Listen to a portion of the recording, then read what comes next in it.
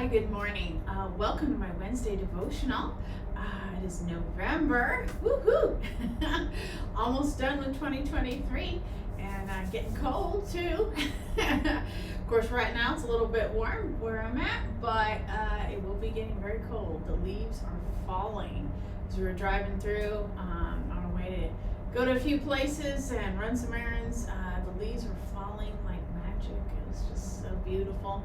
So I hope wherever you're at, you get to see the leaves change. I know that's a real treat for us, especially when we were living in Honolulu for quite a long time. We were there for like 5 years, and we didn't get to see any of the fall foliage. So it's just, I'm still thankful. That's what I love about Maryland. Maryland is just beautiful, and I'm really enjoying it. So anyway, all right, happy fall, y'all, right?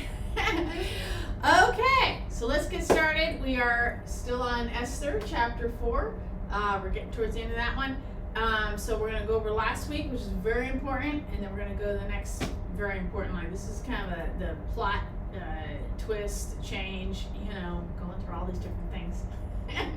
All right, I'm going to recap real fast with Esther 4, verses 13-14. Remember, this is important. Mordecai sent this reply to Esther. Don't think for a moment that because you're in the palace, you will escape when all other Jews are killed.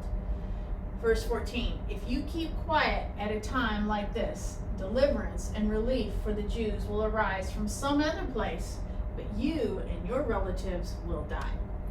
Who knows if perhaps you were made queen for just such a time as this. And I mentioned last week, and I'll mention it again, that's a very famous line, for just a time as this. When have you been called? All right, so how did Queen Esther receive this? Verse 15. Then Esther sent this reply to Mordecai. Verse 16. Go and gather together all the Jews of Susa and fast for me. Do not eat or drink for 3 days, night or day. My maids and I will do the same. And then, though it is against the law, I will go in to see the king. If I must die, I must die. Verse 17. So Mordecai went away and did everything as Esther had ordered him to do. So a lot of changes here, okay? Remember, previously in the chapters before, Mordecai didn't even want Esther to mention anything about her background, her nationality, or the fact that she was Jewish, anything like that. Now, all of a sudden, hey, you need to step up. And what is her response, okay? Well, interesting point here. First thing she said is, go have them fast for me. Now, usually when we think of fasting, traditionally in the Bible, fasting and prayer were, hand in hand because it was about God. Now, remember, all books of the Bible are about God, but this is the only book of the Bible that does not mention God directly. So to me, so God is implied anyway because we know he's everywhere. But for me, when I see fasting, I immediately think fasting and prayer. Because when you're fasting, you're supposed to be in prayer and getting closer to God because you've withdrawn all these distractions of food and drink night and day. So, and in this case, although she mentions food and drink, in modern 2023, that could be fasting, really anything, anything that distracts you and takes you away from time with the Lord. So, that's the first point that I want you to get from this is her first response is fast for me. In my opinion, I think that also means pray for me. So, again, implied, So, and I've seen it in other parts of the Bible, and I've covered this, I think it was like last year or the year before, how there's been leaders in the Bible that they pray first, then they go deal with their enemies. Stopping to pray first before you do anything, especially in times of stress, absolutely awesome. So that's the first thing, fast for me. Okay. Second thing, though it is against the law, it's almost like she's trying to, these next two statements are passive aggressive. Well, though it is against the law, she could have just not said that and just said, okay, I want to go see the king. Now, and delete these two statements. What if she did that? That'd be very direct. But both of these statements, if I must die, I must die. So both these lines are passive aggressive. And what that means is it's a passive way of putting something out there, but really they're underlining something else. So to me, I'm reading this as she's saying to him, well, though it's against the law, I'll do it for you. You know, it's like kind of like my teenager does that, you know, because you mentioned that, you know. There's a little bit of snark here in these two lines because they're passive aggressive, in my opinion, you know. Of course, if you have another opinion, please do comment, like, share, of course. But I don't know where I'm coming from because I have a teenager.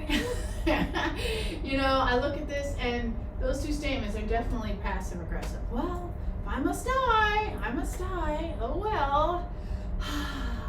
Like she's trying to get Mordecai's attention, you know, with both these statements. Though it's against the law, Mordecai already knows that because she already told him. And so, yeah, I think it's passive aggressive and a little bit of her fear talking of, well, okay, if I must die, oh well, you know, whatever. I kind of, that was my impression. But I know that Queen Esther is a great lady, so it's not that I'm, you know, casting judgment or anything like that, because a lot of us would have probably handled this much worse. So she's still doing great, you know, but I just think it's funny. She gets that little thing in there, well, if I must die, and, you know, even though it's against the law, I won't listen to you, okay. You know, but interesting, the best part about this thing is first she thinks about fasting, which again, you know, I believe is also prayer, but she took 3 days. You know, that's a real key point here beyond these other two lines. She took 3 days. You know, to me, the key of Esther, what I really admire about her most is her patience. She could take 3 days to just calmly observe and breathe, think it all through, pray, you know, do the fasting, really get in control of her emotions. What if she had just said to him, all right, I want to go see the king right now, and just pop off, you know?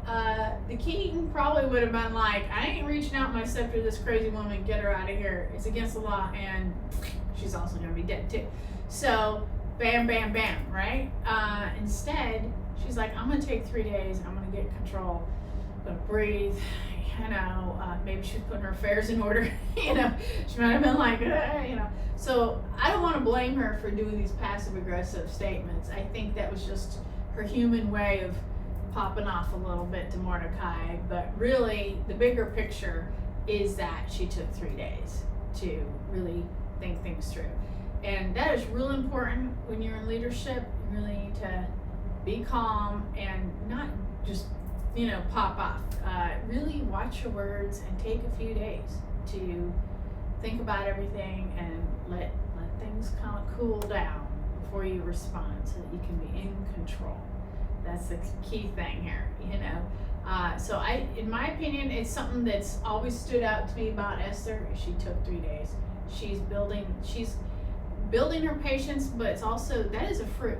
That's in the New Testament. And this is the Old Testament. So she doesn't know this yet, but it is the fruit of the Holy Spirit, is patience. You know, she's also love. That's another whole topic. So anyway, I hope you got a lot out of that.